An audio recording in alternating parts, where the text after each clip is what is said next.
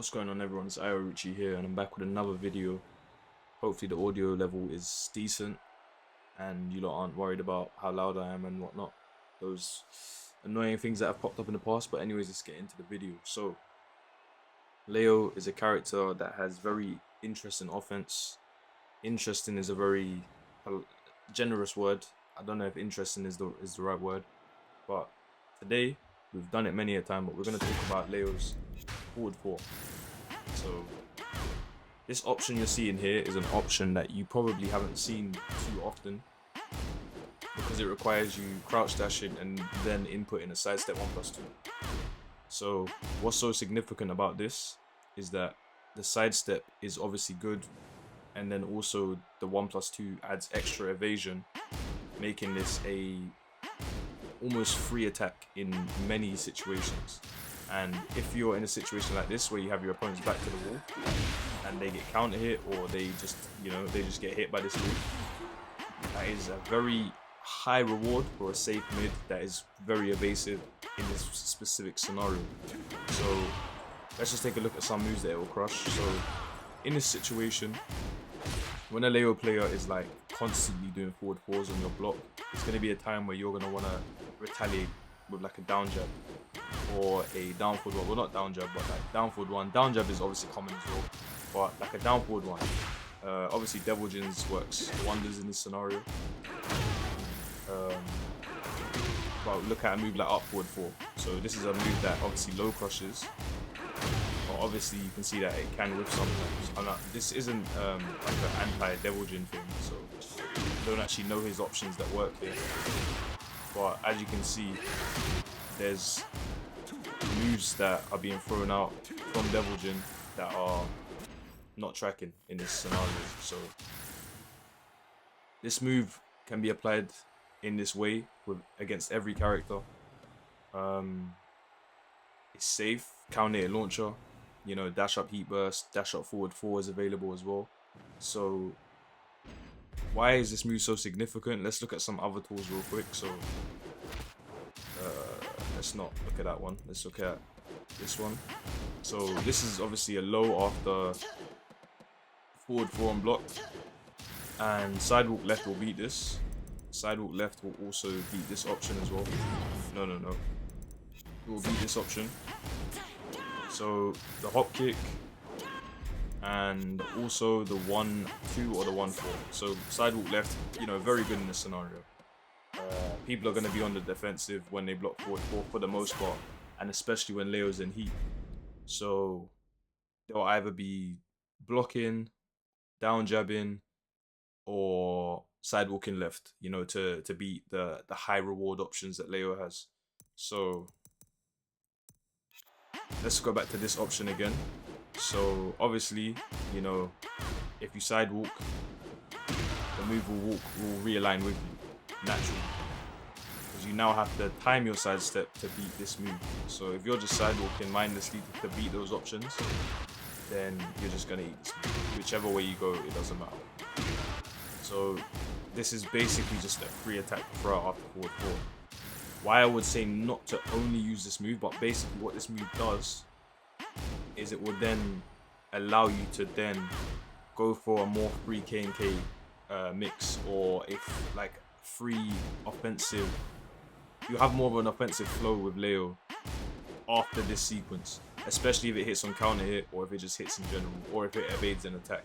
The opponent is going to be very confused. So obviously you can go for more of this. I keep using the wrong thing. Also, you can use that as well, but you can go for more of this, and since your opponent is kind of freezing up, you can maybe get a counter hit, you never know. Or you could even like crouch cancel and do a down forward 2+3 as well. So that's also an option. You could also do that, just to get a bit of a higher reward counter hit. So forward four into cancel and crouch dash is a very valid option. I feel like just relying on the attacks themselves is too random, and you don't want it to be like that. You want to be able to condition your opponent. You want to be able to make them do certain things after they block your forward four. So using sidestep 1+2, being evasive as it is, kind of goes against like people's instincts when it comes to blocking certain moves, because they're thinking, oh, they should press like a check. There must be something they can press to check. Obviously there is, but those specific checks might get you killed by the immediate K&K options, so you're going to be more hesitant to press them. You're going to want to do it sometimes, but then on that off occasion, you might go for it, and then the Leo does the sidestep 1+2. You try to mid check, and boom, you know, you might even get wall splat for like 80 damage, you know what I mean? So yeah, very dangerous option. If you're not using it, you need to start using it, like definitely. You know, I'm making a whole video about it to tell you that this move is essential, because like I said, you don't want to be in a situation where they're sidewalking left. Obviously I had QCF1 there before, and obviously you can avoid the QCF1 with a sidewalk left. So let me just demonstrate that one more time. So yeah, not every single time, but yeah, you get the point. That beats a few pretty good options after forward 4 on block. So sidestep 1+2 is just a no-brainer.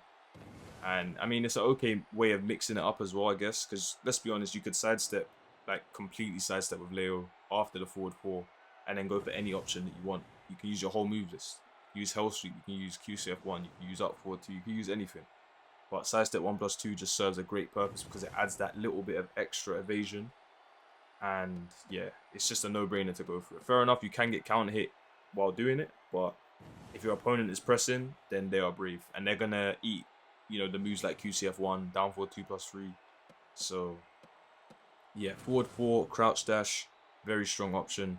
Should definitely be utilized more if you aren't doing it already. And I feel like you can apply that to also, this is how you should do it. So what moves of mine go into Leo's forward 4?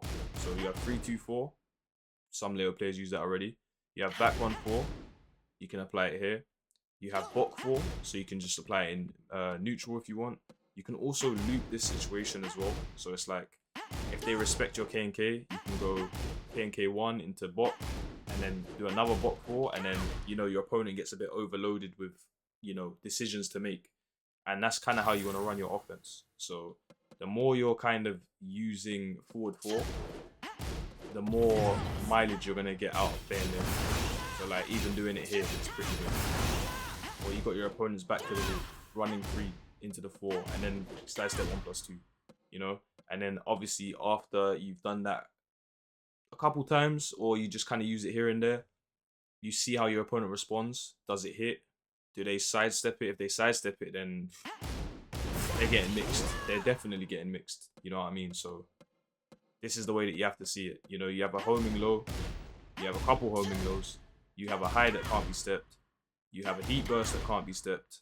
So yeah, you kind of want to coordinate your decisions in a way that beats your opponent's defensive option as many times as possible, because you're +9, this is your cue to then, you know, make something happen. So once you get them to stop stepping, straight away, that just means this move is so much stronger.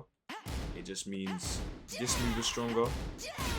And this is how you should structure your offense. It's like, once they stop sidestepping, and they start holding back more and not down jabbing, now the game is just in your favor. The K&K mix is in your favor. Every time you do anything, if you land a heat engager. Okay, that was not my intention. Yeah, you land a heat engager, forward 4, no brainer. You know, if someone has a slow power crush, you could even forward 4 heat smash, confirm, wall splat. You know, if you're close to the wall. But it all comes down to what options you decide to choose. Stop them from stepping. Maybe if you're good enough as well, you could do this and low parry, down jab, like that. If you can do that, if someone's just spamming down jab mindlessly against this, then you have the option to low parry as well. So yeah, hopefully this video reaches you well. Hopefully you can tell your Leo playing friend or training partner about this, and yeah, we can all level up. You know what I mean? Managed to reach God of Destruction 3 recently, but went back in the queue and lost my rank. So I'm feeling a bit motivated. I'm thinking Because the thing is, I've been playing for the last 2 weeks straight, just trying to improve, trying to figure out new things and refine my game. So I feel like I'm in a spot where I reached a certain peak in terms of like output, but there's still maybe a few things that can be factored into my gameplay to really maximize what this character can do. So I'm kind of looking forward to the journey. At the same time, it's difficult, man. It's a very difficult game, but yeah, we're figuring it out slowly but surely. But I hope you guys are doing well. I hope you guys are all leveling up whatever level you're at, you know, whatever part of your Tekken journey you're at. And I'll see you guys in the next video. If you like the video, please leave a like, comment, and subscribe. And I'll see you in the next one. Peace.